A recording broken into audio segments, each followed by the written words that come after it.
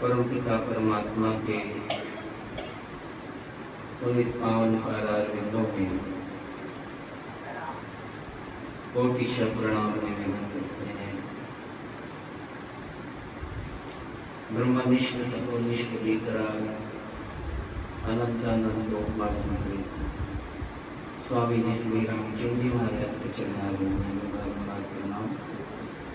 राम नाम के रसिक तपा संत महापुरुषों के चरणारविंदों में प्रणाम करते हुए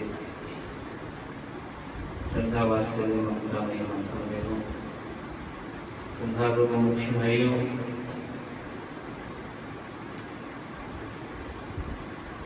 संसार सागर से पार होने के लिए भगवान के चरणों का आश्रय लेना बहुत आवश्यक है।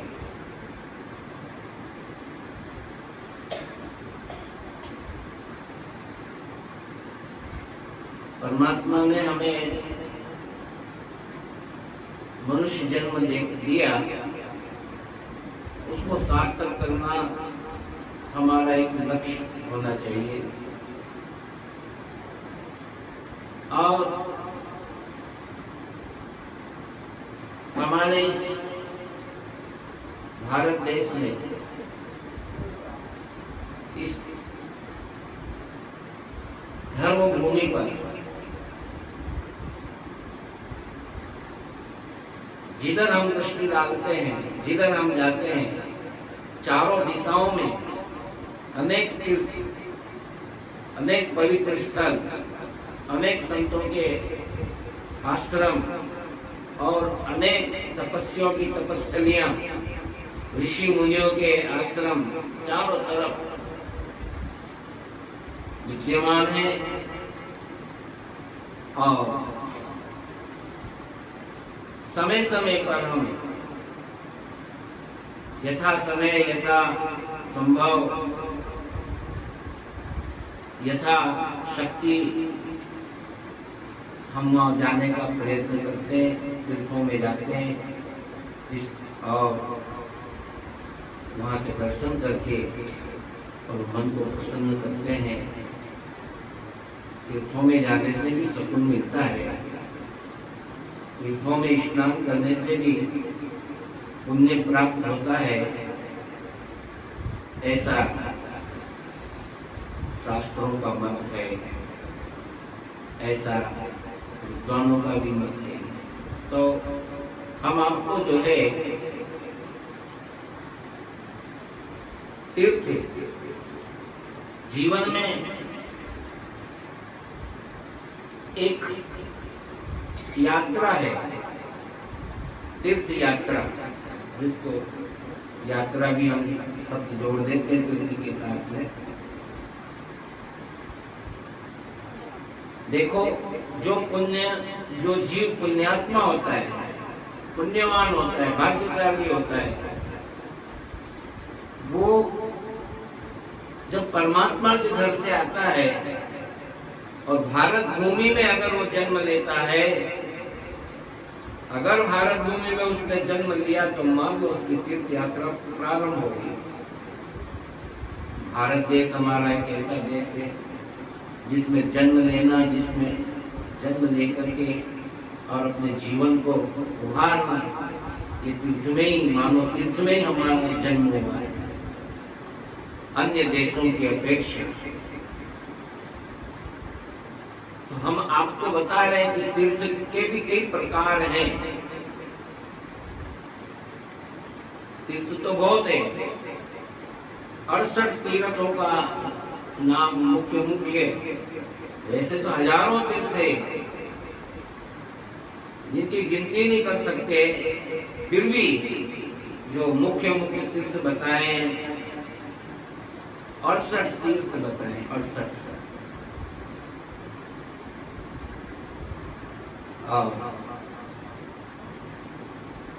लेकिन तीर्थ एक नहीं है,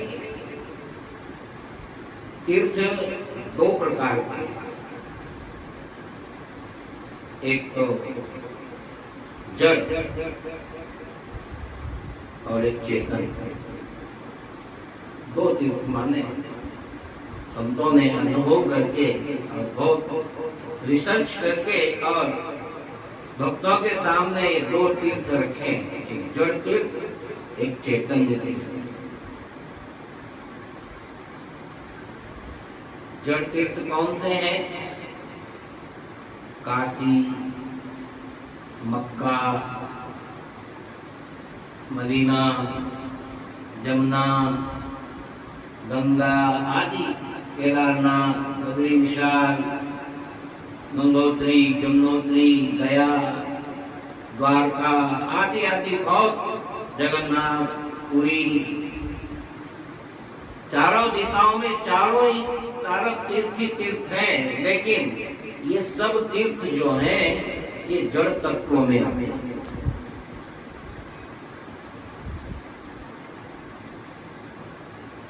और दूसरा है चेतन।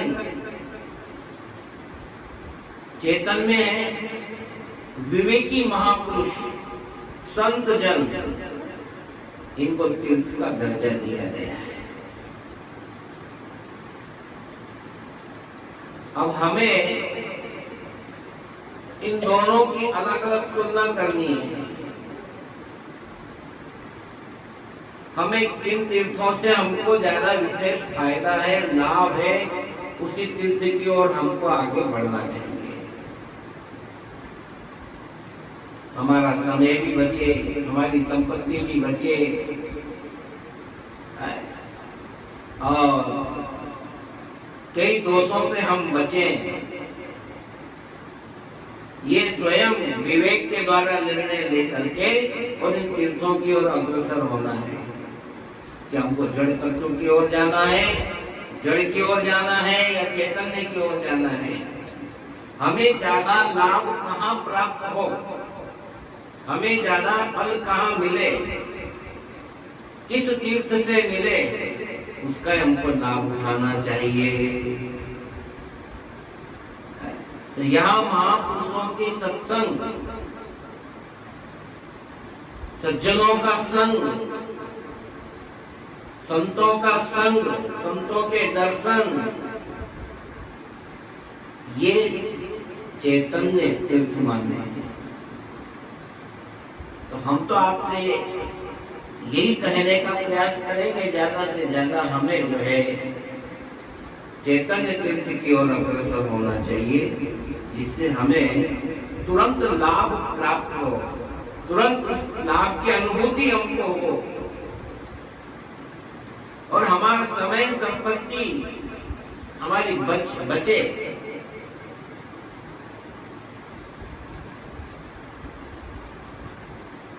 एक ऐसा तीर्थ जिस तीर्थ में हम जाते हैं,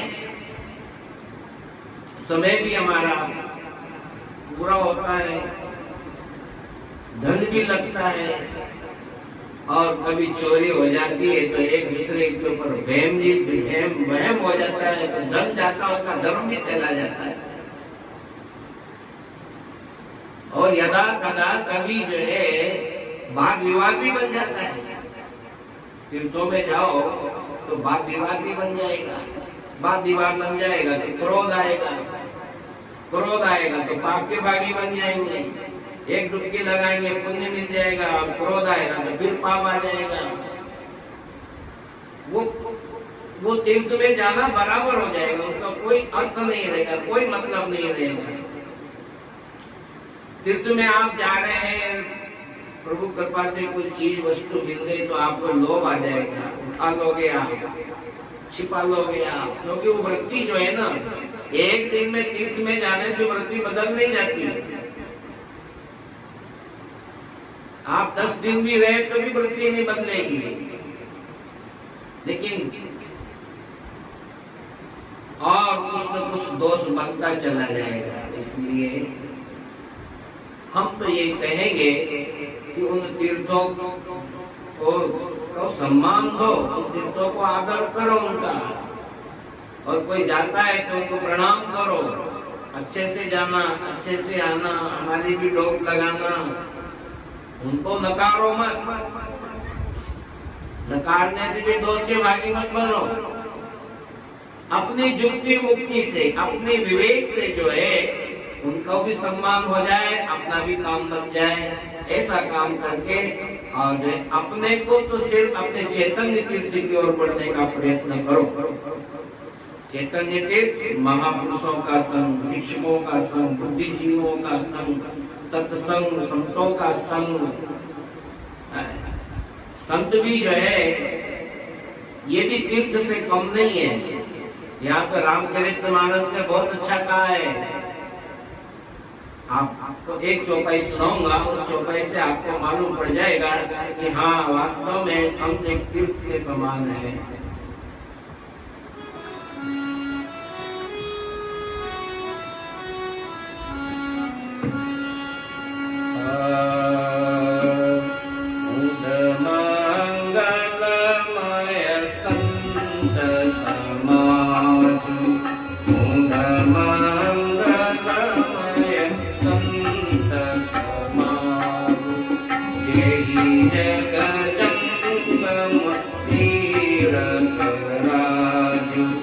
जय जगदम्ब मोद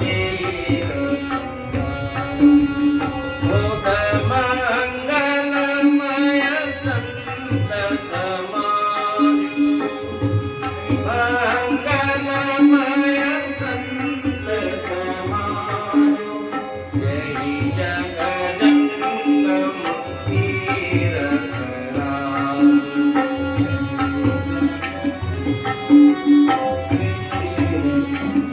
तीर्थों में जाएंगे तो क्या करेंगे?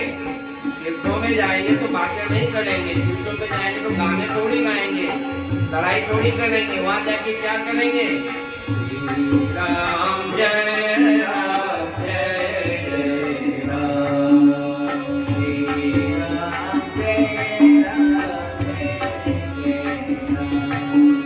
श्री राम जय राम जय जय राम, श्री राम जय राम जय जय राम, श्री राम जय राम जय जय राम, श्री राम जय राम जय जय राम। तीर्थ भी भाग्य से मिलते हैं, पुण्य से मिलते हैं, तो संत रूपी तीर्थ भी भाग्य से मिलते हैं, पुण्य से मिलते हैं। अब मोहि भरोस हनुमंता, अब मोहि भरोस हनुमंता, बिन हरि कृपा मिले नहीं संता, बिन हरि कृपा मिले नहीं संता।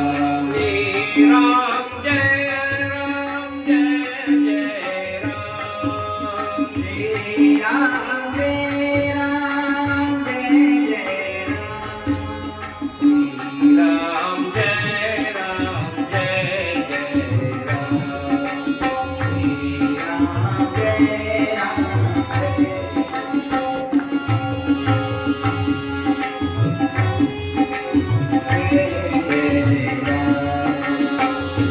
बहुत से लोग नियम लेते हैं, महीने के महीने तीर्थों में जाते हैं, साल में एक बार भी जाते हैं, कोई 8 दिन में जाता है, कोई महीने में जाता है, नियम लेता है भक्ति का। हमें जो तीर्थ में जाएंगे हमको पुण्य मिलेगा, हमें काम धर्म अर्थ मोक्ष की प्राप्ति होगी।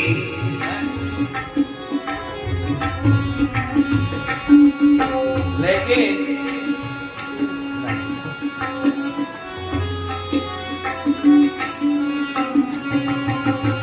और यहाँ पर एक निर्देश दिया है भक्तों के लिए, जनता के लिए, अगर को तुम्हें तीर्थ ही करना है, तुम्हें भक्ति करना है, तो संत रूपी तीर्थ पर चले जाओ और वहाँ तुमको जो है भक्ति प्राप्त होगी। और भगवान का निर्देश है, भगवान का आदेश है, भगवान की आज्ञा है कि तुम्हें जो है अगर दर्शन करना है, भक्ति करना है, तो किसकी करना है? सुनो, प्रथम भक्ति संतन कर संगा, प्रथम भक्ति संतन कर संगा, दूसरी रति मम कथा प्रसंगा, दूसरी रति मम। संत रूपी तीर्थ पर चले जाओगे तो आपको वहाँ जो है काम क्रोध लोभ मोह जैसे लुटेरों से मुक्ति मिल जाएगी। अगर मान लो जड़ तीर्थ में गए तो आपको वहाँ काम क्रोध लोभ मोह लुटेरे वो आपसे छूटना मुश्किल है, वापिस लेके आ जाओगे। क्यों? कि उनसे हमारा मोह है, वो धुलते नहीं है। वो शरीर तो धुल जाता है हमारा, लेकिन हमारा मन, हमारे अंदर के विकार वो वहाँ के वहीं छुट जाते हैं, दब जाते हैं, वो बाहर निकल ही नहीं पाते हैं। लेकिन संत रूपी तीर्थ के यहाँ चले जाओगे तो संत अपने ज्ञान से, अपने विवेक से और अपने दृढ़ता से जो आपको मन से आपको उपदेश करेंगे तो आपके विकार दूर हो जाएंगे और एक दिन आप निर्विकार हो जाओगे। और जब निर्विकार हो जाओगे तो परमात्मा के आकार में आ जाओगे। निर्विकार होने के बाद में परमात्मा का ही आकार माना जाता है, परमात्मा का रूप ही माना जाता है। इसलिए एक बहुत बढ़िया बात है, भजन भजन गाते हैं कि मैं भगवान को कैसे रिझाऊं, मैं भगवान को कैसे मनाऊं, है कैसे मनेंगे, कहाँ मनेंगे, कब मनेंगे, क्या तीर्थों में नहाने से या तीर्थों में जाने से मनेंगे, या जो है अपने हृदय में संत ने बताया, उनके बताए अनुसार तो भगवान मिलेंगे, कैसे मिलेंगे। तो एक बहुत अच्छी बात बताइए, मैं अपने राम को रिझाऊं, मैं अपने राम को रिझाऊं,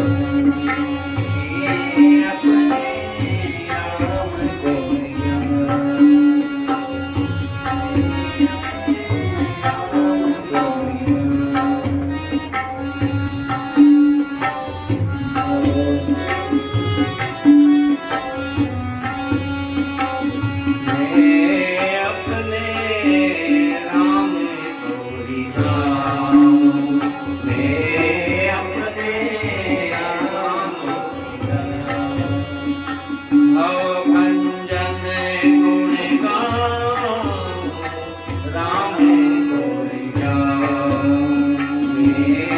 अपने राम को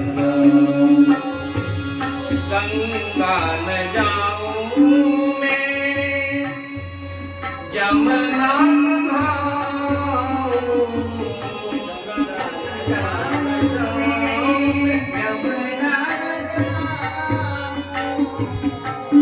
ना कोई तीरथ नाऊं, ना कोई तीरथ नाऊं, 68 तीरथ संतों के चरण, 68 तीरथ संतों के चरण, वाही में मन नाऊं, राम को रिझाऊं, मैं अपने राम को रिझाऊं, मैं अपने राम को रिझाऊं। परमात्मा को प्रसन्न करना है, परमात्मा की प्राप्ति करना है, तो संतों के सानिध्य में जाओ। संत बहुत बड़ा तीर्थ है, बहुत बड़ा है। यही जगह जंगम तीर्थ राज्य मुद मंगल में संत समाज, संत का समाज, संत समाज है एक तरह से एक बहुत बड़ा तीर्थ है। क्यों कि संत जो होते हैं वो परोपकारी होते हैं, संत जो होते हैं वो समदर्शी होते हैं, संत जो होते हैं वो त्यागी तपस्वी होते हैं, काम क्रोध लोभ मोह राग दम पाखंड आदि सब से परे होकर के, और फिर जो है सबका त्याग करके, संसार के विषयों का त्याग करके और बैठ करके तपस्या करते हैं और दर्शन दे करके भक्तों को सूची करते हैं, और संत अपने परमात्मा की भक्ति करके भगवान को प्रसन्न करते हैं। इसलिए संत का जीवन कैसा है?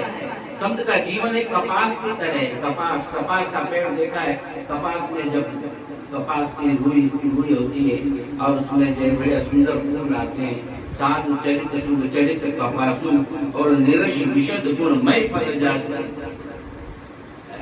निरस है, उसमें कोई रस नहीं होता है, उसके फूल में कोई रस नहीं होता, लेकिन फिर भी विशाल स्वच्छ है, धवल है।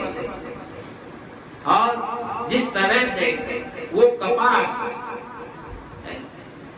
पिटाई होती है, धुलाई होती है, बुनाई होती है, एक एक तार उसका बन करके और एक एक जाल को ढांकता है, एक छिद्र को ढांकता है और सुंदरता प्रदान करता है, एक कपड़ा बन करके किसी की लज्जा बचाता है, लाज बचाता है, शरीर की रक्षा करता है।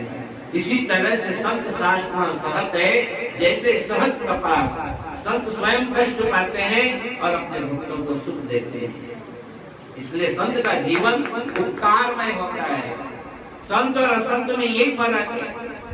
संत जो होते हैं चंदन की तरह खुशबू प्रदान करते हैं, और असंत जो है एक कुल्हाड़ी की तरह जो है चंदन को काट देते हैं, लेकिन उसका फल जो है कटने के बाद भी चंदन जो है उस कुल्हाड़ी को खुशबू देता है, लेकिन बाद में उसका जो है फल जो है गाड़ी को भुगतना पड़ता है।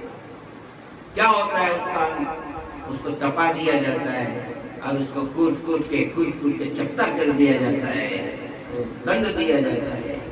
फूल कभी ये नहीं सोचता है कि मैं बाएं हाथ में आ गया तो उसको खुशबू नहीं दूंगा, या दाएं हाथ में आ गया तभी मैं खुशबू दूंगा। किसी भी हाथ में ले लो, उसका काम खुशबू देना है। इसी तरह से संत का जीवन है उस चंदन की तरह, उस फूल की तरह। कोई भी आओ, क्योंकि संत के दृष्टि में सब समान होते हैं। कोई छोटा नहीं, कोई बड़ा नहीं, कोई गरीब नहीं, कोई अमीर नहीं, कोई ऊंचा नहीं, कोई नीचा नहीं, सबको समान दृष्टि से देखते हैं। समदर्शी, समान भाव। उपकार में जीवन संत का होता है, परोपकार है।